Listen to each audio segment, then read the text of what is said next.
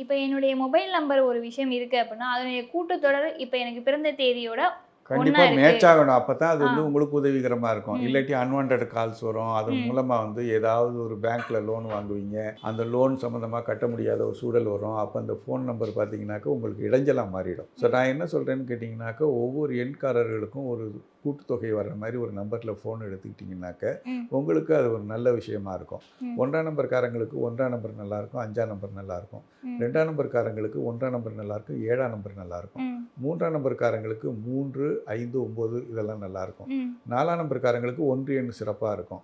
5 எண்காரர்களுக்கு 5, 9 சிறப்பா இருக்கும். ம். 6ஆம் நம்பர்காரங்களுக்கு 6ஆம் நம்பரும் நல்லாயிருக்கும். 9ஆம் நம்பரும் நல்லாயிருக்கும். ம். 7ஆம் நம்பர்காரங்களுக்கு 2ஆம் நம்பரும் 1ஆம் நம்பரும் நல்லாயிருக்கும். ம். 8ஆம் நம்பர்காரங்களுக்கு 5ஆம் நம்பர் ரொம்ப நல்லாயிருக்கும். ஏன்னா கண்டிப்பா. விதிய மாற்றக்கூடிய பவர் 5ஆம் நம்பருக்கு தான் இருக்கு. ம். ஸோ 8ஆம் நம்பர்காரங்களுக்கு தான் அந்த விதியுடைய வேலை நிறையா செய்யும். எவ்வளோதான் புத்திசாலியா இருந்தாலும் கூட, விதி மதியில புகுந்து அவங்கள வழிநடத்தி தவறான பாதையில கொண்டு போய் செலுத்திடும். ம். தோல்வி தான் அடைவாங்க.